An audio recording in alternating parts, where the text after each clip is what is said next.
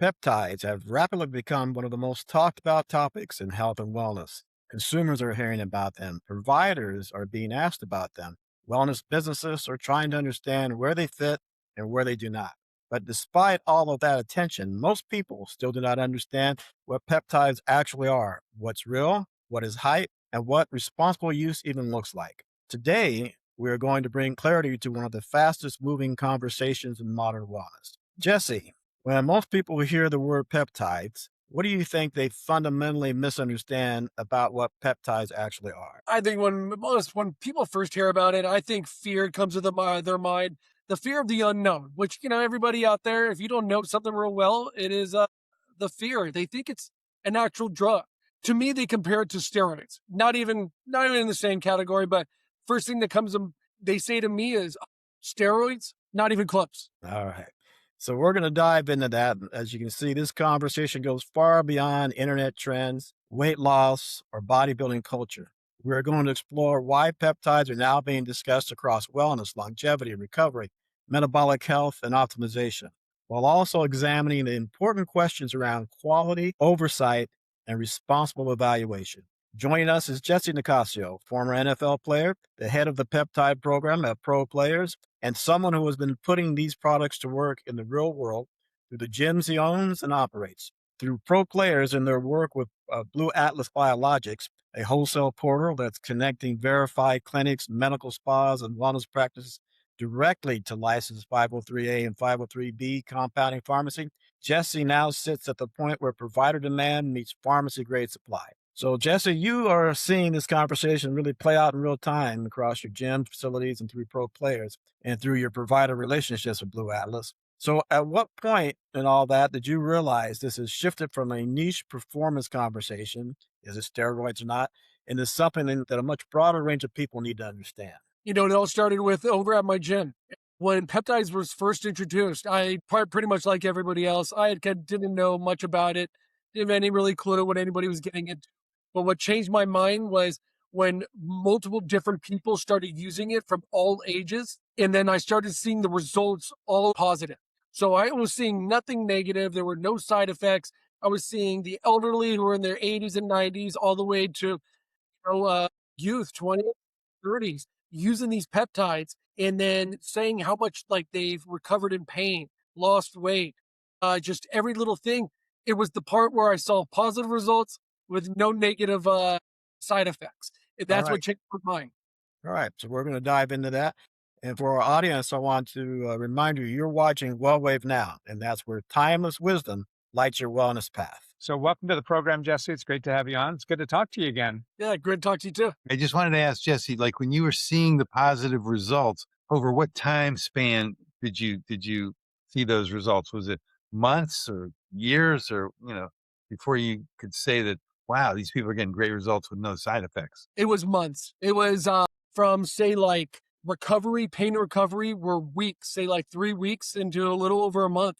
I was seeing these results. Okay, pain. That's interesting. Most people by now have at least heard of peptides, right? They've heard about them, but they may not actually understand what they are biologically. So we wanted to jump into that and just in a real brief few words, Jesse, what is a peptide? What role does it play naturally within the body? Peptides are aminos.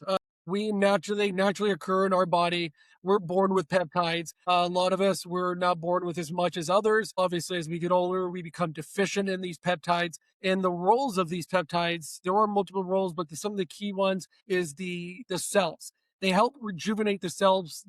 They help repair these cells. They actually help repair our DNA.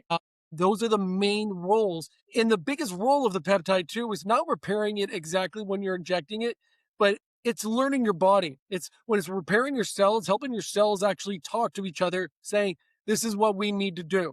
And so when you're on your, say, cycle off, that is actually what it's doing. It's been taught, it's been educated, and then it keeps on improving or repairing certain type of issues that you put them in there specifically to do. Okay. And now let's take that range of application. As you mentioned, some people equate it with steroids. So that's over the performing world. So they understand how it built up. With all the advertising going on TV, people are familiar with it somewhat from the weight loss area. But just how broad a range of things is this? Does this apply to, Jesse? It's extremely broad. And yeah, from the weight loss of what people are been seeing. I mean, a lot of people, it's funny, they don't even know about the cognitive effects. A lot of people don't even know about the pain and recovery of the peptides. And one of the biggest things that obviously that they're going on and studying right now is the cancer treatment and how some of these peptides are going on in there and they're help stopping cancer from spreading and not allowing it to do what it does, when it pretty much tears your body with inside. But the categories are so far beyond sexual wellness. It doesn't matter what type of category you're looking into. I always say I'm like the Oprah of peptides. There's a peptide for you, and there's a peptide for you because that's how many damn categories there's peptides actually fulfill. Yeah. Dr. Bob never made the pros like you, but he was a collegiate football player. What's up at UMass there, Dr. Bob? Can you get Dr. Bob back on the field and his? I got a peptide for you, Dr. Bob. So now let's dive into because I mentioned it, but you mentioned it first, and some people equate this that so it is peptides is steroids. So what's the difference between the steroid and hormones and the peptides and anything else, Jesse? I mean, first, we can go with appearance. No, nothing ever compares to a steroid when taking that and how a person actually appears on the outside. It is a significant difference between a peptide, the puffiness, you just go down the line of what a steroid does to you. But a steroid, the way that it forms your body, the way it forms your muscles, peptides do not do that. Steroids help create overlapping of muscles, why you just become extremely larger. Peptides do not do that. There is not a significant increase in your hormones that steroids do that peptides do. Peptides just kind of help when it comes to the hormones. It helps stimulate and activate hormones or certain type of, say, IGF receptors. And then that will then stimulate. You're like, okay, our body needs to promote more hormones. And that's what it does. While steroids, no, it's a boost. It's a big, significant boost that peptides do not do. Okay. Now, Jesse, you forget I'm just a simple Central Nebraskan boy, and you put that IGF in there. What is IGF, Jesse? I in layman term, it's just another type of hormone activation peptide. So instead of hormones going through, I think, your pituitary gland, this one goes actually your IGF receptors. So it actually helps build back your IGF receptors, then help promote muscle growth hormone, get you bigger, stronger, but nothing on the steroid way. So is that a good thing? Is that a good thing or a bad thing that it doesn't work like a steroid? It cause the explosive, bigness that a steroid does? I think it's a good thing because if you want to go and get gigantic like a steroid, then fine, go to steroids. You're not going to be allowed in a lot of different professional sports once they catch on to how gigantic you got so quick. Right. And also there's a lot of side effects with steroids too. Oh yeah. Look at all these bodybuilders dying in their 40s, 50s, pro wrestlers dying in their 40s and 50s, the old time NFL guys, Alazado, and, dying at early ages. Our hearts were not made to handle that. Our organs were not made to handle that. It is our God built us in a certain way, and that was not it. To put a steroid in there to overwhelm our system. And then how about contrasting them a little bit with regular supplements? So why do I need a steroid instead of my ester C? Instead of so why take a steroid instead of a supplement, or Yep. add supplements with or a peptide instead of a supplement? I say do both. Yeah. I say because there's a lot of supplements out there that go very well with the peptide. So when you're using, say, one of the GLPs, the weight loss, or epimorelin, samorelin, or tesamorelin, use creatine. Creatine goes very well with it. It helps with the recovery of the muscle. It helps with reduction of muscle loss when you're using tirzepatide or semaglutide. The retatrutide, the newest one that is coming on out, helps with that too, without losing a lot of muscle when losing fat, because it doesn't attack your fat and muscle loss like semaglutide does. But when it comes to supplements, it's supplementation. You add it into it. You add it in with everything you do. Just because you're taking one does not mean you need to drop the other. They go very well. A lot of it's like peanut butter and jelly. So Jesse, you work directly with consumers now, and you've got the gym clients, you've got med spas and medical clinics. What do you think has really changed culturally and medically that has caused peptides to suddenly become more of the mainstream wellness conversation rather than just, for elite athletes or, anti-aging clinics? What's changed? Medical professionals. The more medical professionals have gone on board, more medical professionals have studied, they have done their homework, and now they have made people feel more comfortable about taking peptides. Because beforehand, I like sometimes I want to call RFK and some of the guys behind, the closed doors and tell them, if you guys do not allow certain peptides, you will always lose the internet. Internet wins every time. The times have changed by bringing on these medical professionals, allowing them to do what they do best. When you said you don't allow these, you'll lose the internet. What is it? What did you mean by that? I just wasn't clear. No, you will lose to the internet. So if you stop like a Retatrutide or you stop a peptide from coming onto the market, from allowing professionals to go out there and educate people, and you stop that like they have done, the people are going to go to the internet, They'll onto fall- the black market. They will get the peptide no matter what. Yeah. Internet always wins. And that's the one thing they've done very well in these past couple of years, is that they've kind of taken a step back, put some of these peptides into category 2, then now to category 1, which is amazing, and saying, listen, doctors, we want you to use these. All right. We want you to study. I mean, my side with one of my other companies, we created an entire protocol education system called Peptide Prescriber Academy. It is literally made for physicians and doctors to go on there and get a quick education for how to implement this into your practice. When it comes to the dosing, when it comes to reconstitution, that is, we said here, listen, this is what we know, this is what we've done. Please educate yourself. And this is what now society has let them do. And now there are people, if doctors are doing it, I think it's okay for us to do it. And I think that's the biggest change in this game. So the adoption of providers, medical doctors saying, yeah, these are good for you. That's really changed that. And it's not, I'm having to go to some black market site in order to order a peptide.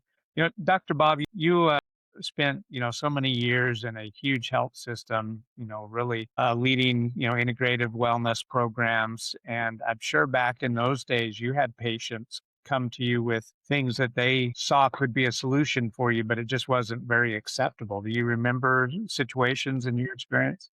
That was so long ago, Greg. I would say when I was studying a lot of peptides, it was in the scheme of the central nervous system and all the peptides that were served, neuropeptides serving as neuromodulators and things like that. Some the others, and this was but when I was studying it, it was way before all of the newer peptides, which are becoming so well known for weight loss properties and diabetes management, things like that. So I'm a dinosaur to all that time for all this new peptide information, really. And there's always been that, that balance, right? Because people learn about something and they're like, I heard this on TikTok or I heard this on Facebook.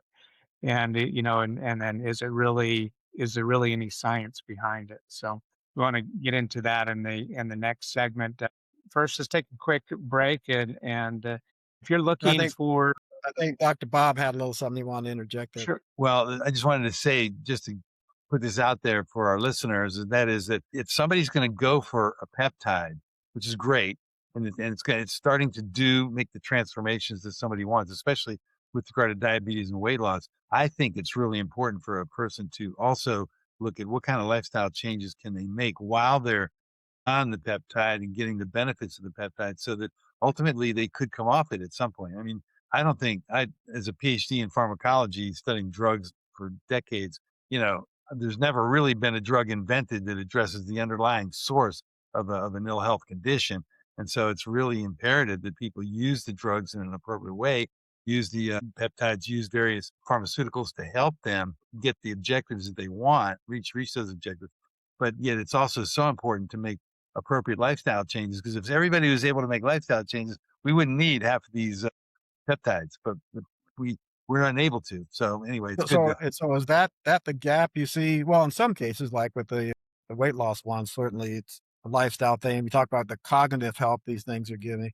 What's what is that gap? And you yeah, we hide it because we don't want your head to get even bigger than it is, but you're still working with a lot of clients out there and helping them with their health. What do you see? Is there a gap you see these peptides Well, filling? I What is think I think for some people, they're just not able to make the life. I mean, I'm always into lifestyle changes to accomplish results, and a lot of people are not able to do that for whatever reason. They just refuse to do it, or they're really stuck in these automatic habits of eating and whatnot.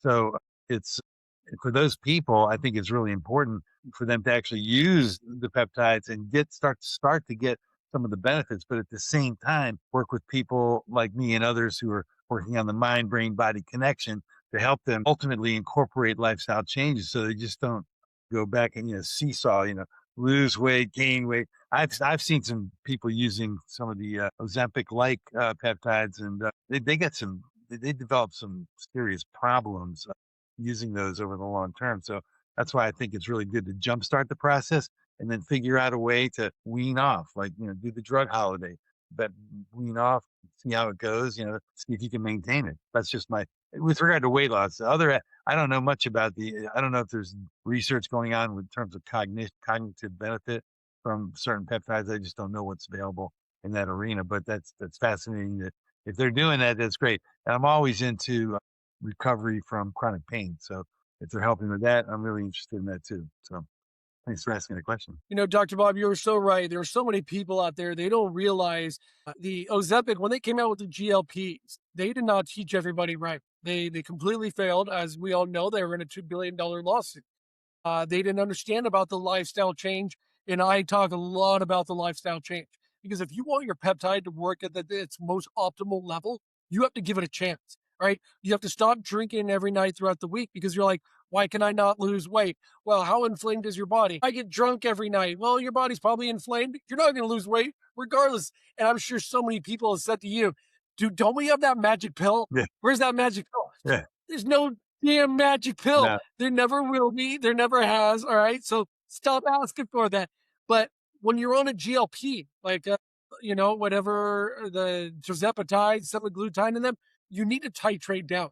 If you're at a 10 milligram or 15 milligram after a year, you just don't stop cold turkey. And that's one of the biggest things that people, go back down 7.5, 5 until you hit, maybe 1 milligram. And then you're good. It's the jumping off right away. It's not good for your system.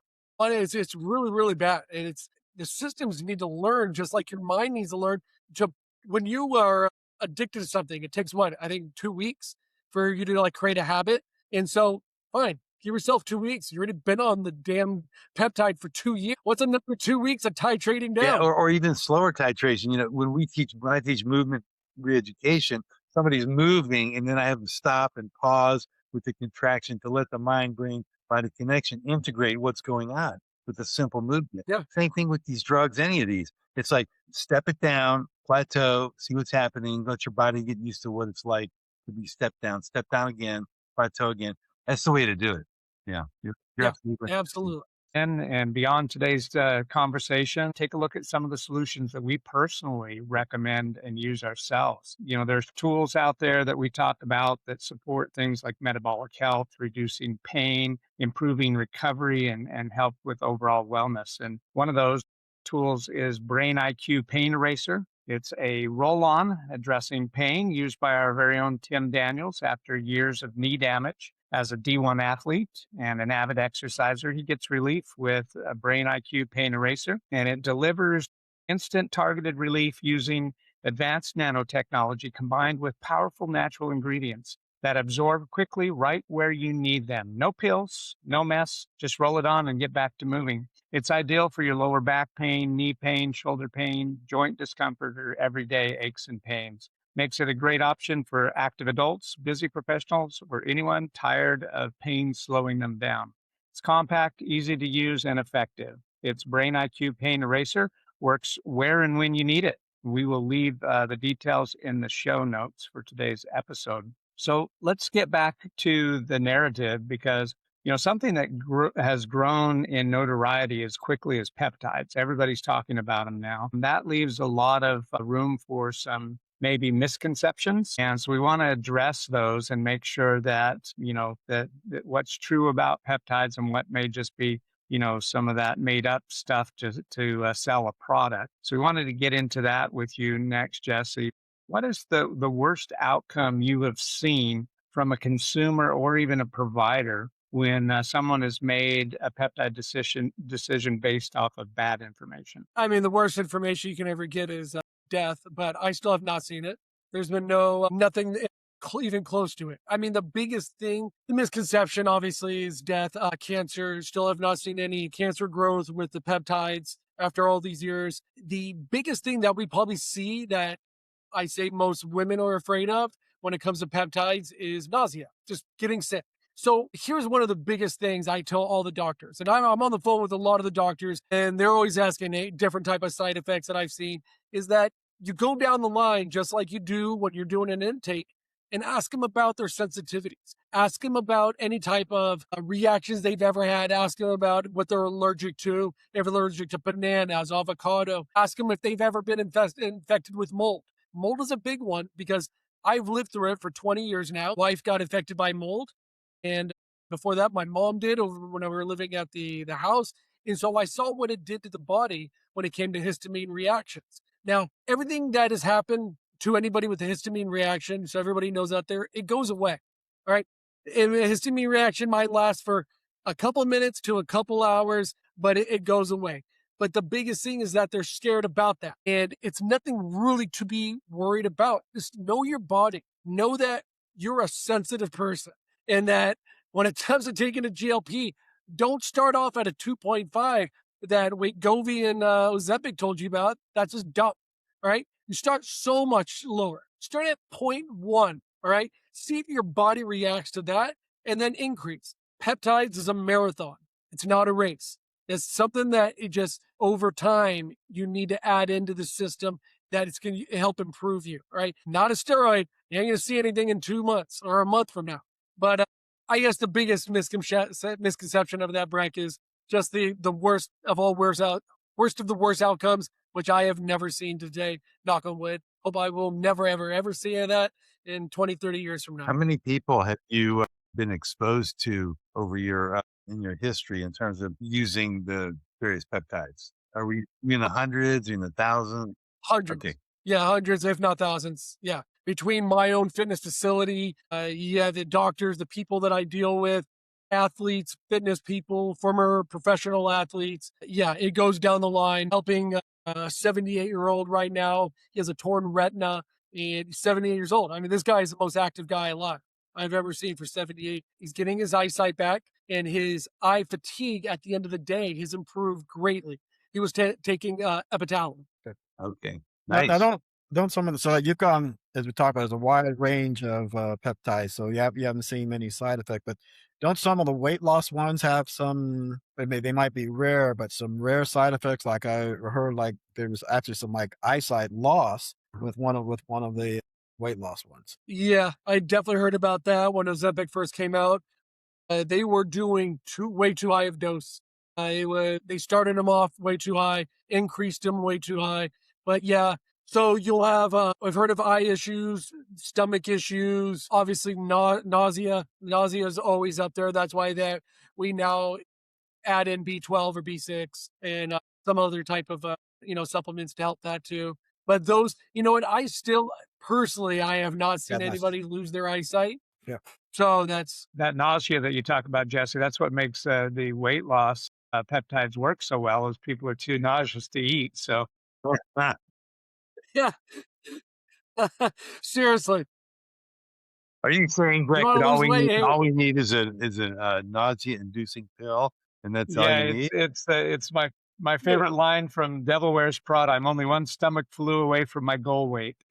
Pretty good, pretty good. What So else? what about maybe I'm jumping the gun here, but I'm just wondering about the clinical research on some of these peptides for cognition enhancement and pain alleviation. Is there research going on with the peptides in those arenas? Yes, absolutely. We actually, on our site, on the Pros Blue Atlas site, when you go in there, our medical professionals can go into each peptide and go to PubMed, and it'll start reading what the peptides are, the different research, clinical research they're going through. But I mean, as we speak today, Eli Lilly is putting retatrutide through the cognitive research, the cognitive and cancer research. Why they call it their, $100 billion baby, because it does a whole lot more than just weight loss. The retatrutide is far beyond the weight loss category, and why it will, succeed its other GLP predecessors. Okay.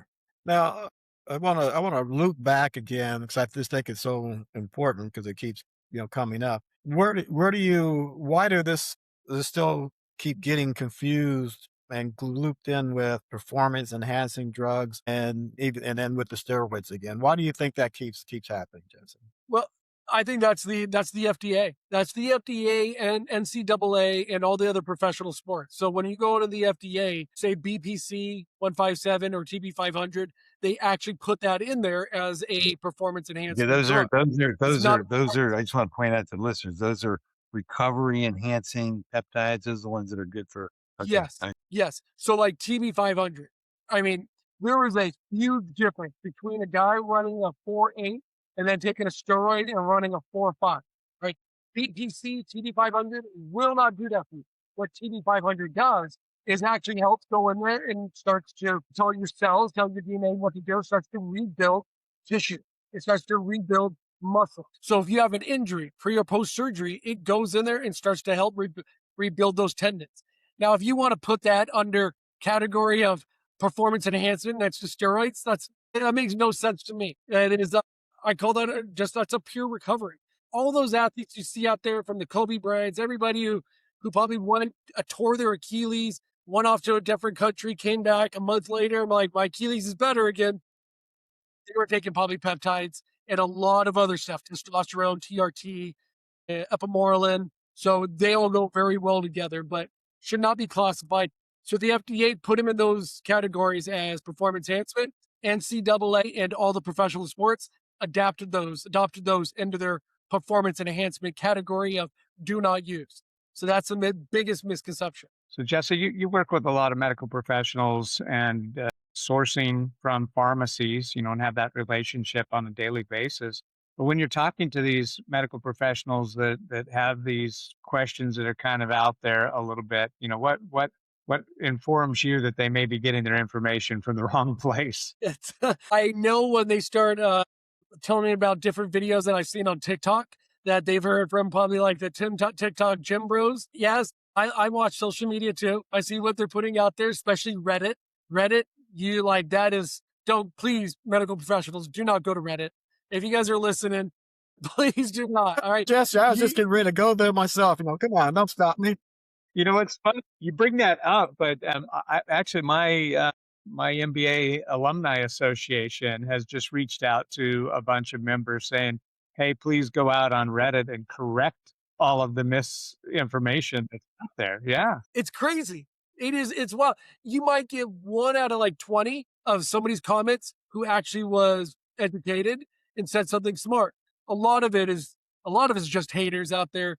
Other is just them speaking of what they think should be true. Yeah. Dr. Bob? yeah. So this is reminding me of like when stem cells first came around. It's like we got to use stem cells for everything. Now peptides are here. Are we getting? And they're helping with cognition. They're helping with rebuilding tissues. They're helping to lose weight. I mean, are these like stem cells? They do everything. I mean, I'm really wondering about that. I mean, I'm hopefully one day we will have something that kind of does everything. You know what goes well though? These go very well with stem cell treatment, and it goes very well. I'm glad you said that, and it goes very well with exosomes. So a lot of doctors are doing. I was out this past weekend with the medical director for one of the universities in Florida. I'm not sure if I should say which one, but he does a lot of testing with exosomes and peptides. And I love it. I love how innovative he is and what he's doing with it. And even before I even talked to him, I knew a lot of other pharmacies, a lot of other labs were actually doing a lot of testings with this. So maybe mixing in the stem cells and adding a very specific peptide with it, we might see some amazing effects with that one. I'm not sure if that even answered your question, It's- but you got me yeah, on the stem cell. I was gonna say, well, the Dr. Bob was being, or like we like Dr. Bob to be being Dr. Bob, but he saying is what we have said, Bob, right, is that is why we're saying that peptides are wide ranging. How just like stem cells are wide ranging, right? Stem cells are really supposed to, because they are stem cells, be diversified and grow another thing, help you with tissue repair, help you with inflammation, etc. They want to help you with weight loss, though. But we kind of said, peptides are just like stem cells are naturally occurring in the body. We say peptides are naturally occurring in the body, and it's supposed to help with all the bodily functions. Now it's just a matter of which ones are right, which ones are effective, and which ones aren't. But we've talked today about a handful, maybe 9, 8 or 9 peptides. But are there what's the whole range of peptides? Are there 30, 50, 80? I mean, right Hundreds. now are you being used for Yeah. different things? Yes. I say majority is around 40 to 50 different peptides that are being used for different things. The most people know about 20 to 30 of these peptides, medical professionals. And I say the humans out there, just like the regular consumers, Yeah, right. 5 to 10, they know about. Yeah. Are they bundling them, Jesse? Are the medical professionals taking 2 or 3 they really like and bundling them? Some are, it's funny. Some talk to me about, there's two different versions of one they ask me about bundling or stacked. And so I always like to reiterate, I would like to clear this up. So stacking some of the peptides is literally comes in one little vial. They might have 4 or 5 in that vial. All right. So that is one. Others are saying, hey, I'm stacking, and they name off like 5 to 10. And I'm like, you're adding 5 to 10 in a vial? They're like, no, no, no. I got like 2 in a vial, but I'm literally taking them all back to back to back to back and on Monday, Wednesday, Friday, or whatever day it is. So, okay, so you're bundling them together. I understand that. I think stacking peptides, or even if you bundle them all in the same vial, I'm not really for that for many different reasons. But yes, there is a lot of people out there. I think medical professionals, I think everybody do 1 or 2 peptides at a What's your time. main concern about And bundling or stacking? What's one concern? You said you don't generally like reactions, reaction. It's the higher reaction. chance of reacting Yeah. to one or more. Yeah, it's just like, Well, yeah. Or just I was going to equate it to. go ahead. You tell me if it's a good analogy or not. Is like we had one of our farm Ds on, right, and they were talking about even with supplements that aren't supposed to have any reactions. They said if you're taking 5 or more supplements together, you really ought to step back and look at what that's triggering in your body and how they might interact together if you're doing all. Yeah. Like if you stack, so you imagine you have a stack of 4 peptides. You inject yourself. You get a bad reaction. Which one? You're right. Which one was it? That's right. Yeah. I say you had an amazing reaction, but 2 of them were kind of close together. Well, which one was it? That's why I think stacking peptides are for seniored peptide users, ones that have already used each one of those peptides individually. And now they're like, okay, give me the glow stack or the close stack. I already used all that. I know I'm good Yeah, with yeah, it. yeah. That's the way to do it, one at a time to see what's going on. I mean, there could be good synergy and there could be bad synergy. And So, so Yeah. before we leave this topic and Brett takes us in the next one, I want to go back to where else do you think people are getting misinformation and bad information from? Where do you think they should go to instead? Other than social media, Reddit, most of it's probably social. You know what? Here was a bad one. So 2 weeks ago on Fox News, they brought a doctor on.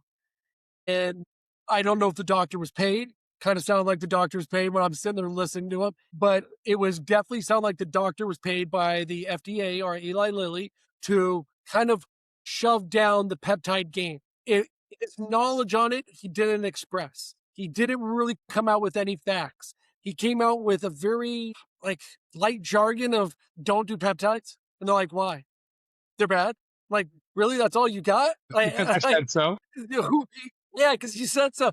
And I think little things like that. And he's like, well, because they have not been, every single one of these peptides has not come out with a, blind bubble study of every single little thing. And he started going down that route. And I wanted to call up and go, and he's like, they're not FDA approved. I'm like, oh, that's cool. They're not FDA approved. I'm like, who's been to right. GNC? You guys like GNC? Yeah, you see all those supplements? None of them are FDA approved. All the other over-the-counter drugs that you got approved, but now you use it for something else, I'm sure they weren't approved for that other thing that you're using them for. So I think a lot of it's that I always use the GNC for the supplements, your protein powders, your creatines, all that fun stuff. They're like, oh, yeah, yeah, look on the back. None of it says FDA approved, but you guys all still take it. For sure. Let's get into the responsible evaluation and what that actually looks like. So what we have really just kind of explored is the narrative breakdown here, the misinformation, the misclassification. Is this a steroid? No, it's not. And and what would really lead people to disappointment or even worse. So because once someone decides that they want to evaluate this category seriously, the question becomes, what's the right way to approach this, and where should the sourcing come from? And so that's what we want to get to, is the standards of sourcing it. Where does it come from? Now, you work with exclusively with 503A and 503B FDA approved compounding pharmacies, correct, Jesse? Yeah. That is For correct. someone who doesn't know what this distinction means, explain to our audience, what is a 503A and a 503B? So the 503A meaning that you can ship to the A part all 50 states. The 503B means that B bulk, you can ship bulk orders. Right. So those are the main two big components between the 503A, 503B. A licensed US pharmacy, meaning it went through a lot of different rigorous, testing. They get different audits throughout the year. It is not a laboratory. So here's the biggest misconception out of all of it. There's a laboratory and there's a pharmacy. A laboratory is not a licensed pharmacy. They're a laboratory. They may look like a pharmacy. They may act like a pharmacy, but they are not looked at, and they do not have all the same rules and regulations as a pharmacy. So that is one of the biggest things that doctors say, isn't that a pharmacy? And I go and I check the website, and I say right there at the very bottom, it says, we are not a pharmacy. We are not a 503A, 503B. We are a laboratory. So huge difference. Now, listen, I'm not going to say laboratories are bad.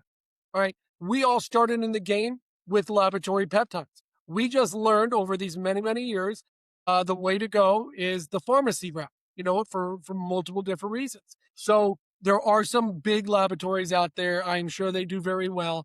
But for all you medical specialists out there, when it comes to insurance, when it comes to backing yourself up, when it comes to purity and sterile environment, you need to go towards the Yeah, and I'd, pharmacy. I'd add that as, you know, a pharmacy professional working with community pharmacies for the past 22 years, you're going to have a whole nother level of oversight with working with your PharmDs, not just from their state agencies, but overall licensing, and they are doctors of pharmacy. Yes, that's who I'm in contact with weekly, is our doctor of pharmacy.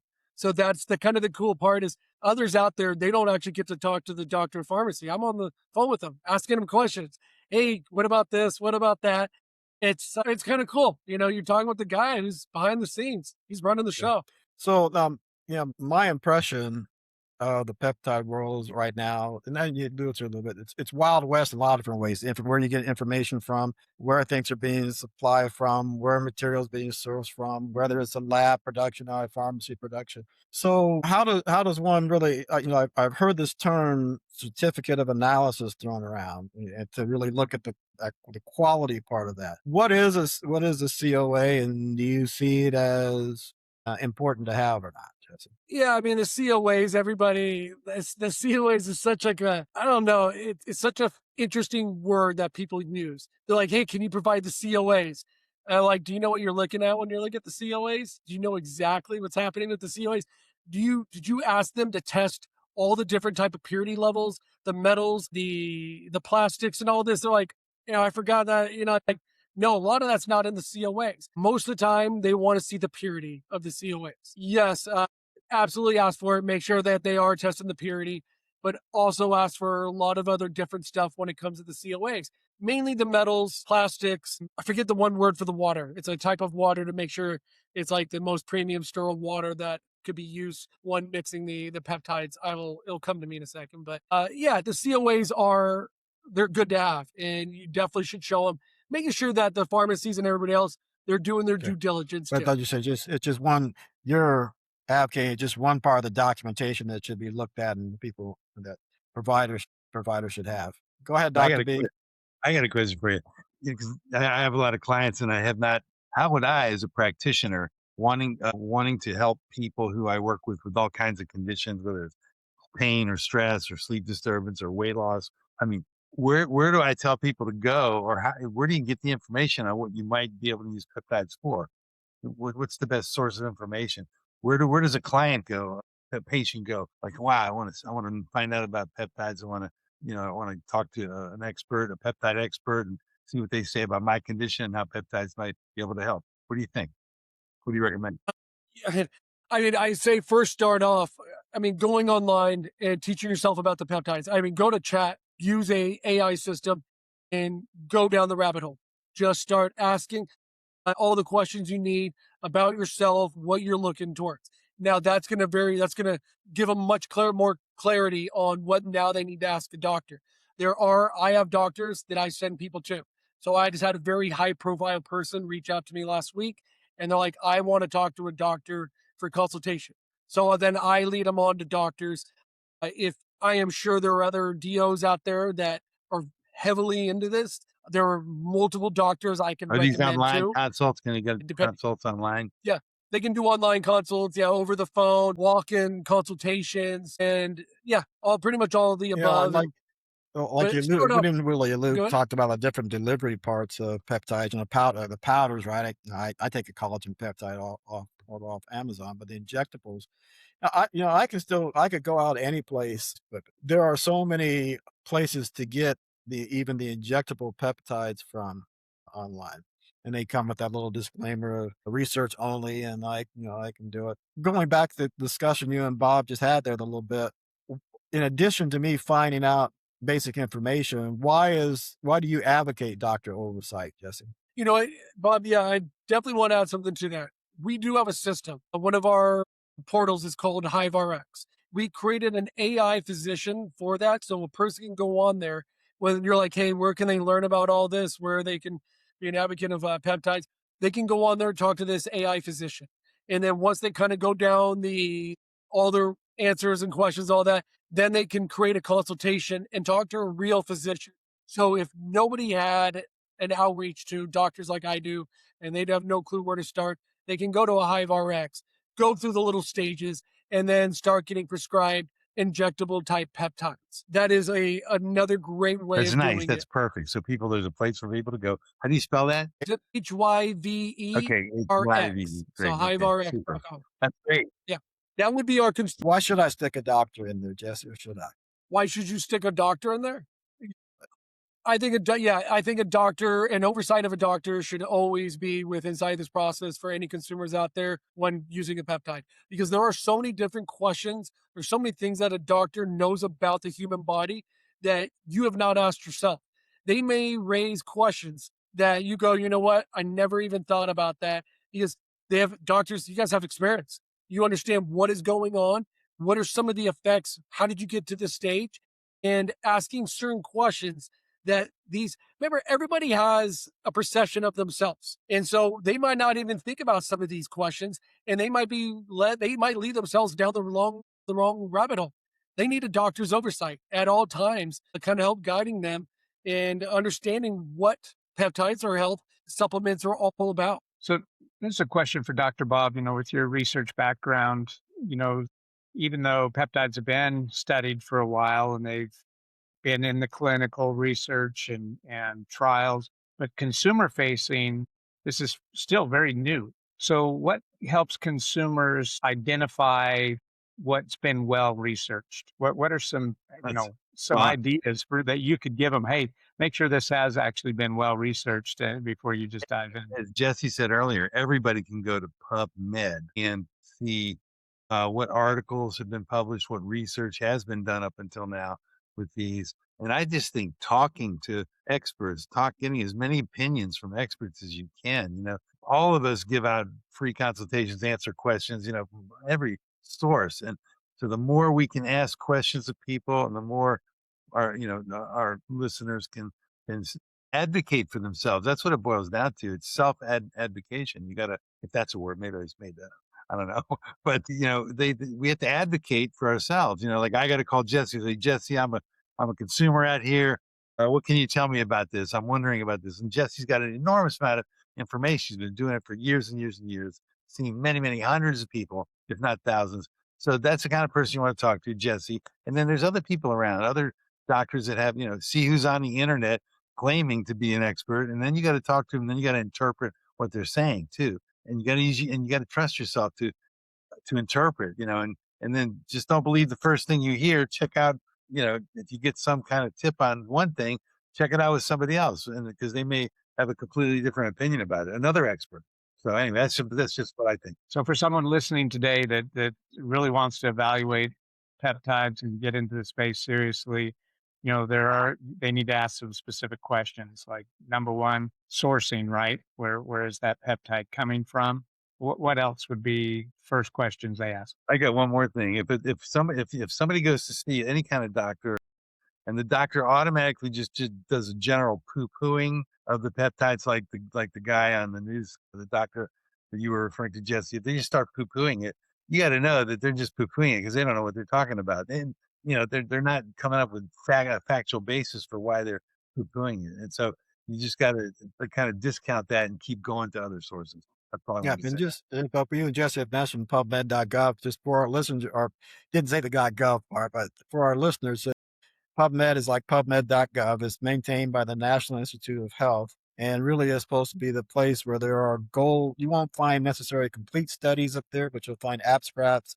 You can go to them, and it's the place where you vote for the gold standard, so double-blind, placebo-controlled, peer-review work on various aspects of things out there. And even other articles that are just review articles that they summarize all the other articles that are out there, and just their case reports there. So there's all kinds of great articles. You're right, Dr. Bob. The biggest thing is, like you said, ask a lot of questions. Keep asking the questions over and over. Ask different Yeah. sources, ask different people. Yeah, I think like one of the things that I've seen my experiences with GHKCU has one of the biggest histamine reactions that I've seen. Hey, you got Have to you guys say ever what heard that of is. GHKC. What is that? Yeah. GHKCU? That's like the anti-aging. It's the one for the face, the hair. Yeah, it's great. You're I love it. like 74 years old. And you look terrific, man. I'm my God, I'm about to turn 75 next month. This is I amazing. want that one. That's a good one. But yeah, so the GHKCU has has that copper component to it, but it actually has an adverse effect. Anybody who is maybe allergic to it, it's called the copper ugly. It actually instead of making your face and like activating the collagen to take away wrinkles, or it actually starts to sloop your face down and How do you makes know? you How do you look know if you older. got that? Only you'll look in the You have mirror to and get you're to like, that holy point. You crap. can't do a pre-test. You get to that point. You can't do a You pre-test. wake up, it goes away after a week. Let's go. Okay, so you just got Yeah. to monitor. Yeah. It goes away after a Yes. week.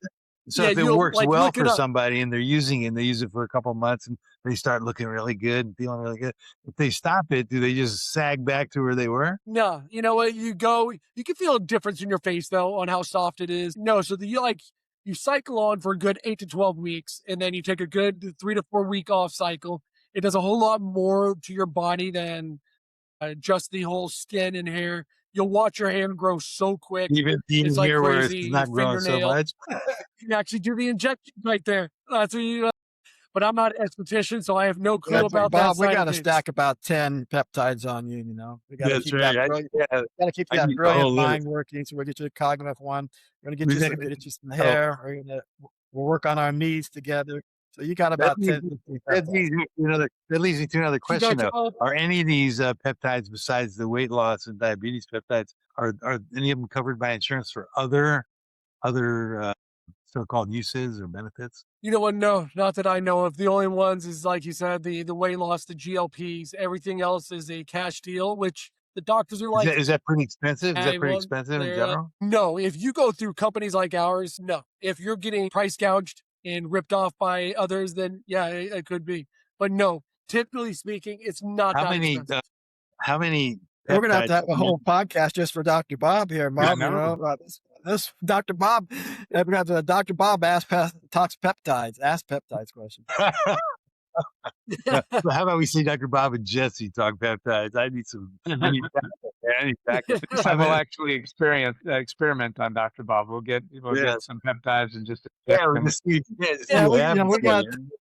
that's what we should do. We'll do the before and after. Dr. Yeah, Bob we and got, Jesse get Yeah, together after Jesse I we got love 15 two more, different before, we before peptides. got and two after. more It's courses so of important. peptide series for us, Bob. We got two more after this, so you got time. And I if got it's time. after that, if it's not enough, then it'll be Dr. Bob and Jesse talk peptides. Okay, I just got one more question. One more question. Is the average person that you deal with, how many peptides are they on? The average number of peptides? 2 to 3. Okay, 2 that's to all. 3. That's all we're in it. Yeah. Because they Okay, work they're well with each other. synergistic. Perfect. Okay, beautiful. Yeah. You start with one and then you start bringing them in depending on what your goal is. And that's where I always start. What's your future goal? And then they tell me these. I ask them a couple more questions here and there. And depending on their lifestyle, they're going to start with this peptide. And then within probably 3 weeks, You 4 know, weeks, they the may work that add I in do another. with the mind brain body connection and future visioning and would be perfect to couple with these peptides because when people take on harnessing the power of the subconscious mind to drive the results they want, it just accelerates everything. So that it could be synergistic with It the does. peptides. Yeah, We should talk absolutely. we should talk more about that. I think that, yeah, it definitely should. I love that side of things. Yeah. I mean, that's where it Well, starts. Yeah, the for our mind listeners, we are about out of time, Dr. Bob, so we're going to need to wrap this episode up. But Jesse, before we close, was there anything that you felt like we really needed to cover today, or that our audience needed to hear that we haven't covered yet? We don't. Again, we've got two more on this series coming up. Yeah, you know what? Yeah, we covered a lot today. I love it. Love talking to you guys. Love talking peptides. Love learning more about it. Anybody out there listening, do your homework. Go out there, educate yourself, understand peptides, understand the direction, and really truly understand yourself when you get into the peptides. Just really, really dive into it. Understand what they truly are about and how they can help you and others in need. And they definitely cover a lot of different needs out there. So that's pretty much Okay, well, what thank you I for would being our say. guest today, Jesse. It's great to have you on the program. And what we covered today is something most people are never going to get out of a peptide conversation. An honest, grounded look at what this category actually is and where the narrative has broken down, and how we can, answer some of those questions or misconceptions that are out there. Jesse came at it from the inside. He's an insider for us, leading the peptide program at Pro Players, working directly with the providers, having that relationship with them, working with the gyms across the country, clinics, and wellness businesses every day. So if this conversation has helped you think differently about peptides and the future of wellness, subscribe to the Wellness Way Club YouTube channel and share this episode with someone who needs a clear picture. And always remember, wellness is